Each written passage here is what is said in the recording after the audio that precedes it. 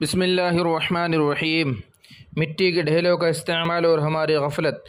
پہلے زمانے میں پانی کی اتنی فراوانی نہیں تھی، تقوی کا معیار بھی بہت بڑا ہوا تھا، اس لیے پیشاب خانوں میں خاص طور پر اور بیت الخلاء میں عام طور پر مٹی کے ڈھیلے رکھے جاتے تھے۔ استنجا سے پہلے مٹی کے ڈھیلے استعمال کیے جاتے تھے، اس کے بعد کفایت کے ساتھ پانی کا استعمال ہوتا تھا۔ مستعمل ڈھیلے روزانہ بھنگی لے جاتا تھا۔ اب نہ تو اتنا تقوی رہا، نہ ہی ڈھیلوں کا استعمال اتنا آسان ہے۔ حضرت مولانا عبداللطیف پرغازوی رحمۃ اللہ علیہ، ناظم مظاہر علوم سہارنپور کے زمانے میں کچھ خاص کسان انہی کاموں کے لیے مقرر تھے، جو استنجا میں استعمال کے لیے پہلے مٹی تیار کرتے تھے، کیونکہ ہر مٹی استنجا کے استعمال کے لیے نہیں ہو سکتی ہے۔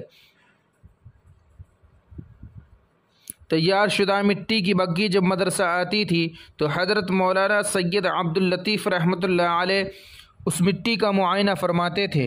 مٹی کی کمیت، کیفیت، معیار سب کچھ پرکھنے کے بعد وصول کی جاتی تھی۔ اس زمانے میں چھوٹا بڑا عالم و عامی سبھی بڑے اہتمام سے مٹی کے ڈھیلے استعمال کرتے تھے۔ عام طور پر بچپن میں پیشاب سے فارغ ہونے کے بعد قطروں کے نکلنے کا مرض نہیں ہوتا ہے۔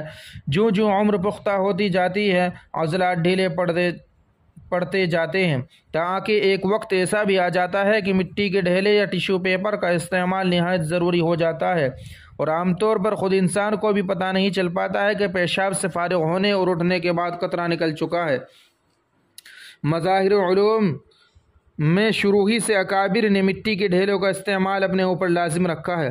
مشہور صاحب قلم حضرت مولانا سید محمد شاہد سہارنپوری اپنی پہلی محراب کا واقعہ اپنے خود نوشت سوانح حیات مستعار میں اپنے جد محترم حضرت مولانا حکیم محمد ایوب مظاہری سہارنپوری کا لکھتے ہیں۔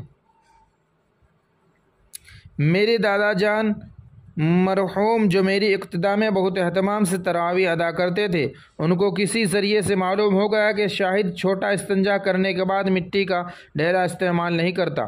انہوں نے مجھے بلا کر تحقیق کی، میرے اعتراف کرنے پر اپنے جذبہ پاکیزگی اور مزاج شریعت کے پیش نظر خوب ڈانٹا اور بارہا فرماتے رہے کہ تو نے میری آج تک کی سب نمازی تراویح خراب کر دی۔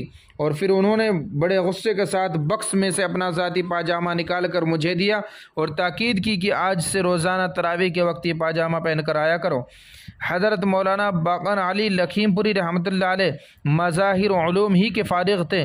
تجرد کی زندگی بسر کی مطبخ کے گیٹ سے متصل داہنی جانب جو دکان ہے، وہی دکان آپ نے کرائے پر لے رکھی تھی۔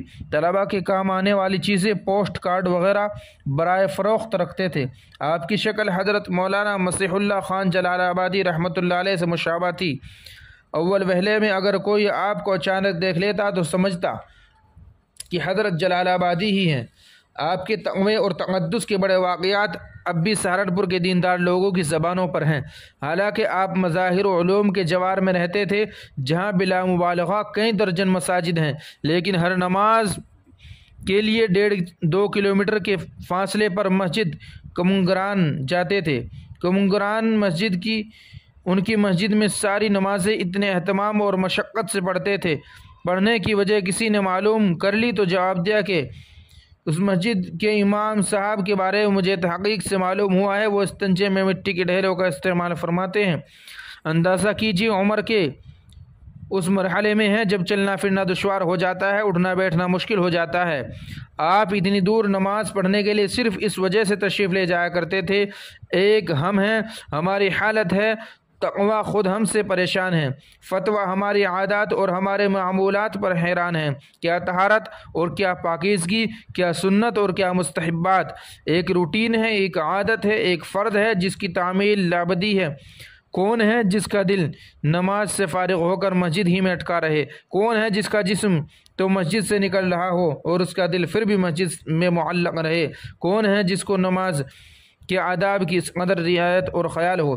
یہاں بات صرف پانی سے استنجے کے جواز اور عدم جواز کی نہیں ہو رہی ہے، بات صرف احتیاط کی ہو رہی ہے، اور یہ صرف میں اپنی طرف سے نہیں کہہ رہا ہوں۔ دارالعلوم دیوبند کے دارالافتاء سے کسی نے اس بابت سوال کیا تو انہوں نے بھی جواب گیا کہ صرف پانی سے بھی استنجا کرنا شرعاً جائز ہے۔ ہاں، پانی استعمال کرنے سے پہلے کچھ دیر بیٹھ کر عضو کو حرکت دے کر کھنکار کر اچھی طرح سے استبرا کر لینا چاہیے تاکہ پیشاب کے قطرات اندر باقی نہ رہیں، لیکن بہرحال بہتر یہ ہے کہ اولاً مٹی کے ڈھیلے یا ٹیشو پیپر وغیرہ کے ذریعے پیشاب وغیرہ کو اچھی طرح سکھا لے، صاف کر لے، پھر پانی سے دھو لے۔ جب بات احتیاط اور مٹی کے ڈھیلوں کے استعمال کی چل ہی پڑی ہے تو میرے لیے ممکن ہی نہیں ہے کہ حضرت مولانا علامہ محمد یامین سہارنپوری رحمۃ اللہ علیہ اور حضرت مولانا عبد المالک مظاہری سہارنپوری رحمۃ اللہ علیہ کا ذکر نہ کروں۔